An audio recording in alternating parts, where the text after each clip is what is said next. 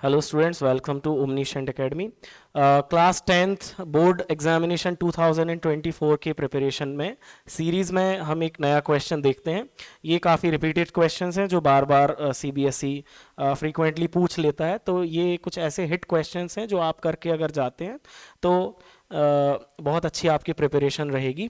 तो ये जो टाइप का क्वेश्चन है इसमें आप देख रहे हैं कि जो न्यूमेरेटर और एक आपको फ्रैक्शन दिख रहा है जो कि पूरा होल अंडर रूट में है। ठीक है, तो उसको आपको इसके अंडर रूट को हटा के इस एक्सप्रेशन में कन्वर्ट करना है। ठीक है, तो इसके लिए एक छोटी सी ट्रिक है कि आपको क्या करना है। जैसा कि आप जानते हैं स्क्वायर रूट तभी हटता है जब अंदर की क्वांटिटी जो है वो होल स्क्वायर फॉर्म में आती है। तो इस पूरे एक्सप्रेशन को हम होल स्क्वायर फॉर्म में लाने की कोशिश करते हैं। ठीक है, तो आपको यहाँ पर रूट के अंदर ही एक काइंड ऑफ रैशनलाइजेशन जैसा यूज करना पड़ेगा। तो देखते हैं यहाँ पर थोड़ा सा बड़ा रूट बनाइए।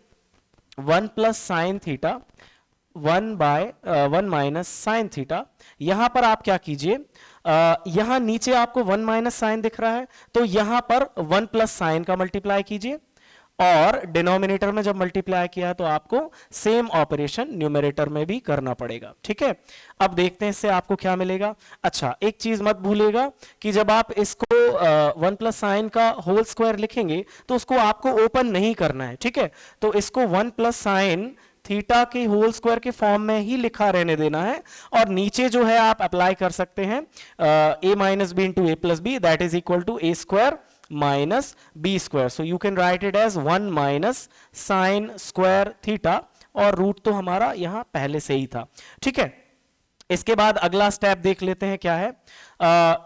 ऐसा मैंने इसलिए बोला है इसको स्क्वायर्ड फॉर्म में ही लिखा रहने देना, इसको a प्लस बी का होल स्क्वायर एक्सपांड नहीं करना है क्योंकि अगर आप करते हैं तो फिर वो अंडर रूट के बाहर नहीं आ पाएगा और आपको रिक्वायर्ड एक्सप्रेशन नहीं मिल पाएगा।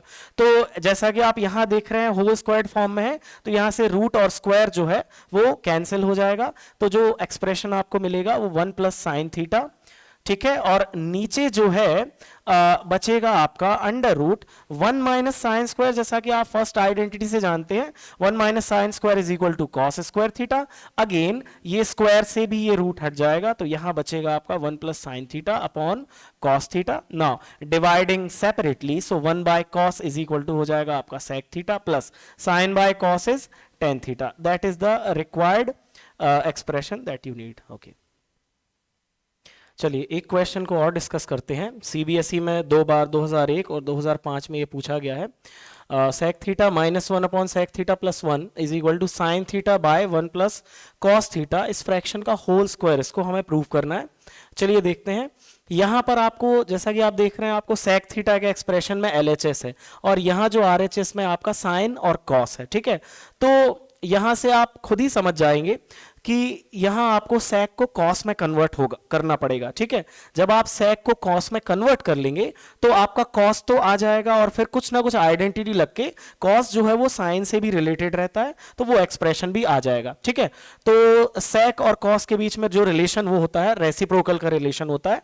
तो यहां पर हम सेक को लिख लेते हैं 1 by cos minus 1 upon 1 by cos plus 1। ठीक है, इसके बाद एलसीएम ले लेते हैं तो एलसीएम जो होगा हमारा वो होगा कॉस थीटा और यहां एज इट इज 1 माइनस ये कॉस जो है -1 में मल्टीप्लाई होगा तो ये क्या हो जाएगा cos theta upon same LCM आपको नीचे लेना है वो हो जाएगा आपका कॉस थीटा और अगेन आपको जो क्वांटिटी मिलेगी वो 1 प्लस कॉस थीटा।